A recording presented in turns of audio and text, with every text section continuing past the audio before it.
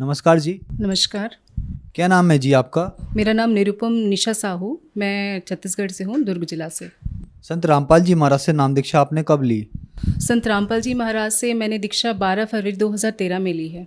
संत रामपाल जी महाराज से नाम दीक्षा लेने से पहले क्या आप कोई भक्ति साधना भी करती थी? जी, मैं दुर्गा माँ की भक्ति करती थी, हनुमान जी की भी भक्ति करती थी और मैं 9-9 दिन उपवास करती थी भगत जी और सर जी। और मतलब मेरा ये कहना है कि मतलब मैं जैसे लोग खाना एक टाइम खाते, मैं एक टाइम खाना भी नहीं खाती थी। मैं मतलब जैसे बोलना चाहिए वो दूबी का रस है ना, वैसा इतना मतलब कठोर उपवास करती थी मैं। तो बहुत ज़्यादा भक्ति में थी और क्या मेरे जो पापा हैं, उनके द्वारा मैं आध्यात्म में जुड़ी थी। तो बचपन से ही मैंने बहुत भक्ति की। तो दुर्गा माँ की, हनुमान जी की, मतलब जो भी व्रत उपवास आते थे, बहुत मतलब मुझे रुचि था, बहुत रुझान था, तो बहुत भक्ति करती थी भगत जी मैं। बहन जी, संत रामपाल जी महाराज की शरण में आप कैसे आईं? संत रामपाल जी महाराज की शरण में हमारे हस्बैंड के दीजिए जी हैं, उनके द्वारा हमें पता चला कि ऐसे संत रामपाल जी महाराज हैं जो कबीर परमात्मा की सच्चा ज्ञान बताते हैं, उनकी भक्ति बताते हैं, जिससे हमें मोक्ष प्राप्त होगा। तो वैसे हम संत रामपाल जी महाराज की शरण में आए। संत रामपाल जी महाराज की शरण में आने के बाद श्रद्धालु को बहुत सारे लाभ प्राप्त होते हैं। क्या आपके साथ भी कुछ ऐसा हुआ? जी भगत जी, बहुत लाभ हुए हैं। मालिक के लाभ तो हम पल पल अनुभव करते हैं, उनका मैं क्या बयान करूँ, फिर भी मैं आपको बताऊंगी भगत जी। मेरा पोस्टिंग पीएससी के द्वारा रायगढ़ में हुआ था, जहाँ मतलब मैं अकेले मेरे छोटे बच्चे के साथ रहती थी और मेरे हस्बैंड हैं वो मेरे इन लॉज और बड़े बेटे के साथ रहते थे। तो कहीं ना कहीं हमारा परिवार समझ लीजिए बिखर गया था। और एक जो एडजस्टमेंट होता है मान मर्यादा के साथ में, जगत में जो लोग हैं वो चीज़ों को मतलब नहीं स्वीकारते हैं। तो बहुत सारी चीज़ें थी भगत जी, बच्चे का तबीयत ख़राब है तो मैं किसके भरोसे छोड़ूं, मुझे ड्यूटी जाना है तो बच्चे को मैं मतलब ताला लगा के जाती थी भगत जी। लिटरली बच्चा रोता रहता था, मतलब इतनी दयनीय स्थिति थी कि मैं कुछ नहीं कर पा रही थी। बहुत मैंने कहा 2 वक्त की समान रोटी मिलेगी मुझे या 1 वक्त की रोटी खाऊंगी, लेकिन मैं प्राइवेट नौकरी करूंगी नहीं चाहिए। सब गवर्नमेंट नौकरी के लिए जी जान लगाते, लेकिन मुझे नहीं चाहिए ऐसी नौकरी जहाँ मैं सुख शांति ही ना हो।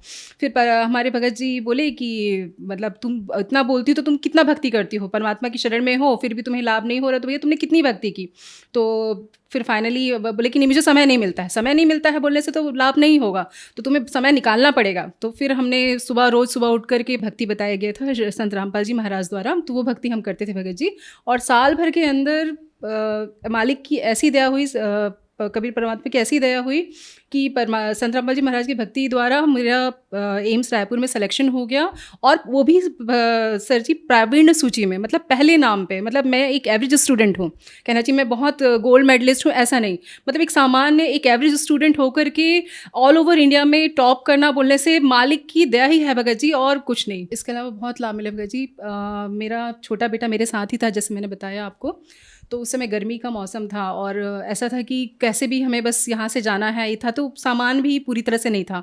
और 1 महीना बच्चा, जैसे बोला जाए सर जी कि 1-2 दिन के लूज मोशन में बच्चे की क्या हालत होती है, मतलब बड़े की हालत ख़राब होती है, तो एक बच्चा है तो उसे 102 103 डिग्री टेम्परेचर, लूज मोशन, मतलब बहुत पस्त हो गया था बच्चा। आए दिन मेरे को हॉस्पिटल ले जाना पड़ रहा है। मतलब कहना चाहिए कि मैं बहुत डर गई थी। मतलब रोज़ मैं भगत जी को अपने हस्बैंड को फ़ोन कर रही हूँ, बोले कि यार क्या करें क्या करें। जैसा ही परमात्मा ने दया रखी थी और 1 महीने तक मेरे बच्चे को तकलीफ थी, लेकिन वो बच्चा आज बहुत स्वस्थ है, कोई शिकन तक नहीं है उस बच्चे के इस पर। संत रामपाल जी महाराज के पास सच्ची भक्ति है जो कि और गुरु नहीं बता पाते हैं।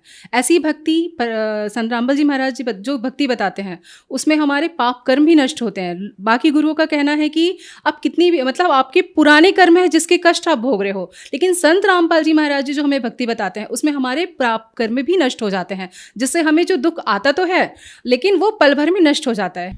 बहन जी, आप रायपुर एम्स में डॉक्टर हो और जो दर्शक आज आपको देख रहे हैं टीवी पर, उनके लिए आप क्या कहना चाहेंगी? उत्तर दक्षिण पूरब पश्चिम फिरता दाने दाने नु, सर्वकला सदगुरु साहिब की हरि आए हरियाणे नु। हमारे भारत में, हमारे हरियाणा प्रदेश में हम एक संत आए हुए हैं जिसे बोलते तत्वदर्शी संत, जिसकी व्याख्या गीता अध्याय 4 34 श्लोक में बताया गया है कि कोई तत्वदर्शी संत है जो आपको पूर्ण ज्ञान देगा और आपको मोक्ष, उन्हीं की भक्ति, उन्हीं के द्वारा बताई हुई भक्ति करके आपको मोक्ष प्राप्त होगा। तो बस मैं ही कहना चाहूँगी कि परमात्मा हमारी धरती पर आ चुके हैं, उन्हें जानिए, उन्हें पहचानिए और सच्चे दिल से भक्ति करिए। परमात्मा सभी सुख देता है जो हम चाहते हैं और वो वही देगा जो हमारे लिए अच्छा हो। संत रामपाल जी महाराज से नाम दीक्षा कैसे ली जा सकती है? संत रामपाल जी महाराज जी से दीक्षा बहुत आसानी से ली जा सकती है। संत रामपाल जी महाराज का सत्संग आता है चैनलों पे, जिसमें नीचे एक पीली पट्टी चलती है और वहाँ एक नंबर दिया रहता है। उस नंबर पे कॉल करके हम जो हमारे निकटतम जो जिला में क्या बोलना चाहिए आश्रम है, वहाँ जाकर हम नामोपदेश ले सकते हैं। धन्यवाद जी। धन्यवाद।